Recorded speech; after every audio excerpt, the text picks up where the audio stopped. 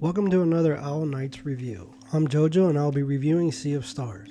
As with our other reviews, these are done by casual gamers who, much like everyone else, work full-time jobs and have other responsibilities. So knowing if a game is worth the time is a big thing. Sea of Stars is a role-playing game by Sabotage Studios, which was released in 2023. The game is a prequel to another Sabotage Studios game, The Messenger, which was released in 2018.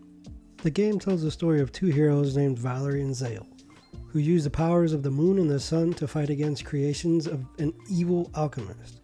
The gameplay includes elements of puzzle solving and turn-based combat, with players able to control up to 6 players. Sea of Stars appeals to me as an older gamer who grew up playing on the Super Nintendo and Sega Genesis.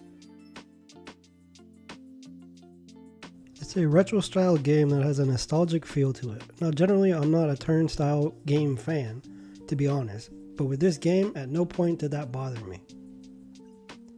I can say I was honestly pleasantly surprised by the game and the depth it had. I had it on my list of games to play through my Xbox Game Pass.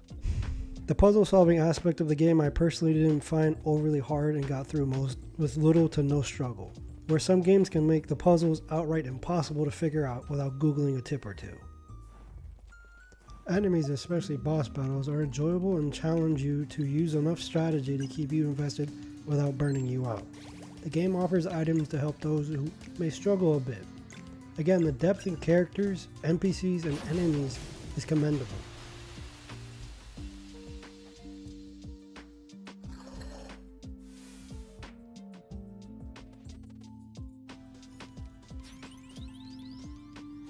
The game's world is also bigger than I expected it to be. I truly went into playing this game thinking it was a smaller arcade-style RPG.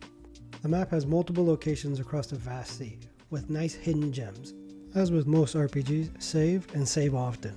Not because of game-changing choices in-game, but if you forget to save and happen to die, you have to go back to the state you were in when you last saved, so you can lose items and levels inside of the time that you have been playing.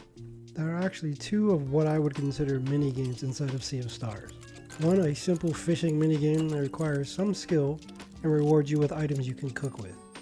And then the more complicated mini-game, which reminded me of the mini-game from Assassin's Creed, Valhalla. With just over 20 hours of gameplay at the time of this recording, I can say without hesitation this game is worth playing. If you are looking for a role-playing game with enjoyable mechanics. I can say with my only drawback was that it did take a little bit to pick up at first, and does require reading for my newer gamers who are used to voice actors telling the story as you progress.